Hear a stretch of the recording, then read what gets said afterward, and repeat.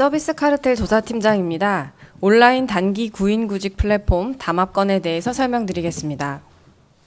공정거래위원회는 온라인 단기 구인구직 플랫폼인 알바몬, 알바천국을 운영하는 두 개 사업자가 2018년 5월부터 2019년 3월까지 가격 및 거래 조건을 담합한 행위를 적발하여 시정명령 및 과징금 26억 원을 부과하기로 결정하였습니다. 2018년 역대 최고 수준의 최저임금 인상으로 단기 구인구직 시장이 위축되고 중소사업자의 부담이 커지는 상황에서 두 개 사업자는 무료 서비스를 축소하여 유료 전환을 유도하는 한편 유료 서비스의 가격은 인상하기로 합의하였습니다. 온라인 플랫폼 분야는 초기에 많은 이용자를 확보해서 시장을 선점하는 것이 중요하기 때문에 처음에는 무료로 서비스를 제공하고 이후에 시장이 독과점화되면 점차 유료 전환, 가격 인상을 통해서 수익을 증대시키는 경우가 많습니다. 특히 본 사건에서는 두 개의 온라인 플랫폼 사업자가 관련 시장을 복점하는 구조에서 한 개 사업자가 단독으로 유료 전환을 추진하면 다른 플랫폼으로 이용자가 이탈할 수 있기 때문에 두 개의 사업자가 담합을 통해 공동 대응한 사실이 확인되었습니다. 이번 조치는 온라인 플랫폼 사업자들이 무료 서비스를 축소하는 과정에서 발생한 담합을 제재한 최초의 사례입니다. 이를 통해서 가격 담합뿐만 아니라 무료 서비스와 관련된 거래 조건 담합 또한 법 위반에 해당할 수 있다는 점을 분명히 하였다는 데에 그 의의가 있습니다. 앞으로도 공정위는 온라인 플랫폼 등 신산업 분야의 혁신 경쟁을 저해하는 행위, 국민 생활의 부담을 초래하는 민생 분야의 담합에 대한 감시를 강화하고 법 위반 행위 확인 시에는 엄정하게 대응해 나갈 계획입니다. 지금부터는 사건의 세부 내용에 대해서 보다 구체적으로 설명드리겠습니다. 먼저 관련 시장 현황입니다. 알바몬과 알바천국은 이름 그대로 단기 아르바이트에 특화된 구인구직 플랫폼입니다. 2020년 매출액 기준으로 알바몬이 약 64%, 알바천국이 약 36%의 점유율을 차지하는 등 2개 사업자가 관련 시장을 양분하고 있는 상황입니다. 관련 시장 규모는 2013년 약 403억 원에서 2017년에는 약 870억 원으로 2배가량 빠르게 상승하였고 이 사건 법 위반 행위가 발생한 2018년에는 전년 대비 시장 규모가 감소하는 등 성장세가 둔화된 상황이었습니다. 이 사건 담합의 대상이 되었던 상품에 대해서 개괄적으로 설명드리겠습니다. 먼저 두 개 사업자는 자사 온라인 플랫폼 이용자들에게 무료 또는 유료로 단기 구인구직 정보를 제공하고 있습니다. 구인 공고 상품은 노출 형태나 그 효과에 따라서 줄글형, 배너형, 점프 상품 등으로 구분됩니다. 무료로 기본 제공되는 줄글형 상품은 24시간의 검수를 거친 이후에 플랫폼상에 노출되기 때문에 만약 이용자들이 사전 검수 절차 없이 즉시 홈페이지에 등록하고자 할 경우에는 즉시 등록 상품을 유료로 결제하여야 합니다. 또한 눈에 잘 띄는 배너형 상품이나 줄글형 공고의 노출 순서를 상위로 올려주는 점프 상품도 유료로 제공되는 상품입니다. 그 밖에 구직자의 이력서를 열람할 수 있는 상품, 구직자에게 문자로 알바 제의를 할 수 있는 상품도 유료 서비스로 제공되고 있습니다. 다음 이 사건의 담합의 배경에 대해서 설명드리겠습니다. 온라인 단기 구인구직 플랫폼 시장의 성장률이 둔화하고 특히 2018년에는 역대 최고 수준의 최저임금 인상으로 단기 구인구직 시장의 규모 축소가 예상되는 상황이었습니다. 그래프에서 보시는 바와 같이 16년, 17년도에 약 8%, 7%였던 최저임금 인상률은 18년에 16.4%로 전년 대비 크게 상승한 상황이었습니다. 이에 두 개 사업자는 예상되는 매출 감소에 대응해서 수익 증대 방안을 함께 모색했습니다. 무료로 제공되는 서비스를 축소해서 이용자들이 유료 서비스를 더 많이 이용하도록 유도하는 한편 유료 서비스는 더 높은 가격에 더 자주 구매하도록 해서 매출을 증대할 필요가 있다고 판단했습니다. 그러나 두 개 사업자가 관련 시장을 양분하는 상황에서 만약에 한 개 사업자가 단독으로 이를 추진할 경우에는 이용자들이 상대 플랫폼으로 이탈할 수 있기 때문에 두 개 경쟁 사업자가 상호 협의하에 공동으로 대응하기로 한 것입니다. 법 위반 내용에 대해서 구체적으로 설명드리겠습니다.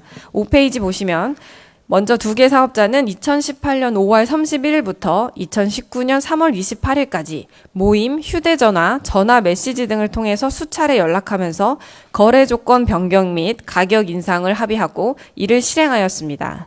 먼저 1차 합의입니다. 두 개 사업자는 18년 5월 31일 1차 합의를 통해서 무료 서비스를 축소하고 유료 서비스의 구매 주기는 단축하도록 거래 조건을 담합하였습니다.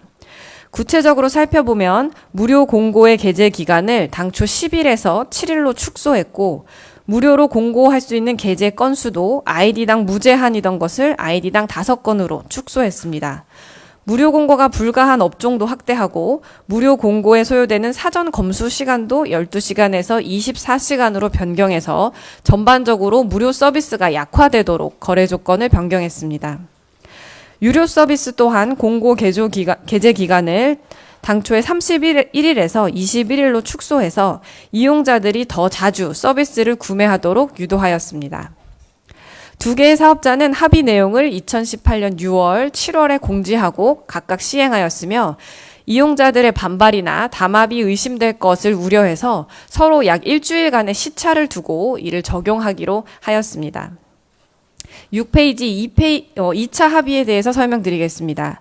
1차 합의 이후에도 매출 실적이 기대에 미치지 못하자 두 개의 사업자는 2018년 11월 8일 2차 합의를 통해서 무료 서비스를 더욱 축소하기로 했습니다.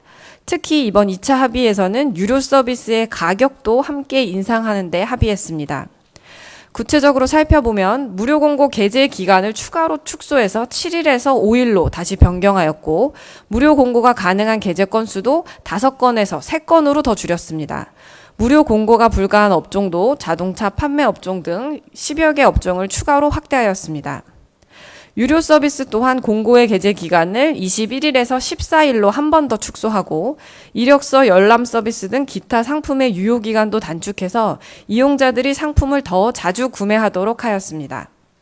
더 나아가서 2차 합의에서는 즉시 등록 상품이라는 가장 기본적인 유료 서비스의 가격을 기존 7,700원에서 8,800원으로 약 14% 인상하기로 합의했습니다.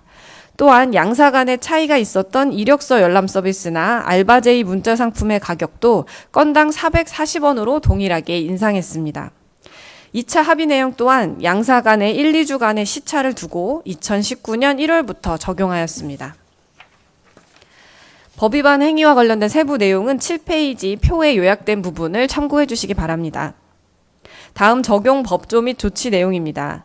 공정거래위원회는 이러한 사업자들의 담합행위가 행위 당시에 기존 공정거래법 제19조 제1항 제1호의 가격 담합 및 제2호 거래조건 담합에 위반되는 행위라고 판단하였습니다. 8페이지 위법성 판단 내용입니다. 특히 두 개의 사업자가 복점하고 있는 온라인 단기 구인구직 플랫폼 시장에서 이 사건 담합으로 인해 관련 시장의 가격 및 거래조건 경쟁이 사실상 차단되었다고 판단하였습니다. 특히 역대 최고 수준의 최저임금 인상으로 중소사업자의 부담이 늘어나고 청년들의 구직난 또한 심화된 상황에서 이용자들의 부담을 더욱 가중시켰다는 점에서 위법성이 중대하다고 판단하였습니다. 조치 내용입니다. 이에 따라서 공정거래위원회는 두 개 사업자에게 시정명령과 함께 총 26억 원의 과징금을 부과하기로 결정하였습니다. 의의 및 향후 계획입니다. 이번 조치는 온라인 플랫폼 사업자들이 무료 서비스를 축소하는 과정에서 발생한 담합을 제재한 최초의 사례입니다. 네트워크 효과가 존재하는 온라인 플랫폼 분야는 초기에 많은 이용자를 확보해서 시장을 선점하는 것이 중요하기 때문에 처음에 무료 서비스를 제공하고 이후에 시장이 독점화되면 점차 유료 전환을 유도하는 방식으로 수익을 늘리는 경우가 많습니다.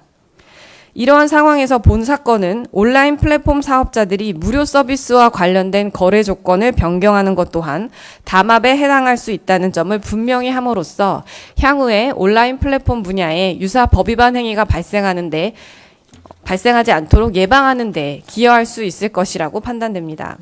네, 일단 저희가 공표 명령 같은 경우에는 특히 이제 예를 들면 기존의 사례들에서 사업자 단체 행위 같은 경우에 구성 사업자들에게 이것을 통지해야 되는 경우가 있는 경우에 이제 주로 활용하는 시정 명령 방식입니다. 그래서 본 사건 같은 경우에는 이제 두 개 사업자 간 담합 행위이고 저희가 이 사건에 대한 어떤 사건 브리핑이나 언론 보도 등을 통해서 법 위반 사실을 충분히 이제 대중에게 알려드릴 수 있는 부분이 있고 특히 이제 이게 사업자가 저희 조사 개시된 이후에 행위를 중단하고 이 부분에 대해서 재발 방지를 위해서 내부적으로 경쟁사 간 연락 체계라든지 이런 부분을 통제할 수 있는 장치들을 마련을 하고 있기 때문에 저희가 추가적으로 공표 명령을 할 실익은 크지 않다라고 판단을 해서 재발 방지 명령으로 시정 명령을 부과했습니다.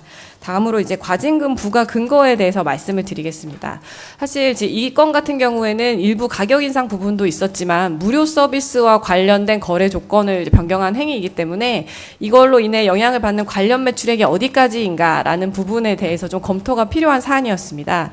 저희가 이번 건에서는 비록 무료 서비스와 관련돼서 직접적인 매출액은 발생하지 않았지만 이거와 인접해 있는 굉장히 기본적인 어떤 유료 서비스 상품들, 예를 들면 줄글형 상품, 배너형 상품, 뭐 점프형 상품이라든지 기본적으로 무료 서비스를 위축시키면 이런 유료 상품 구매가 유도되기 때문에 이 유료 상품 매출들을 전부 관련 매출액에 넣어야 한다라고 이제 저희가 위원회 심의 과정에서도 주장을 했던 부분이고 위원회에서도 이제 그 부분이 인정이 돼서 저희가 관련 매출액은 유료 서비스와 관련된 해당 기간 법 위반 기간 동안에 관련 매출액으로 산정을 했고요. 해당 이제 매출액에 부가 기준율을 부과하는 방식으로 과징금이 산정되었습니다.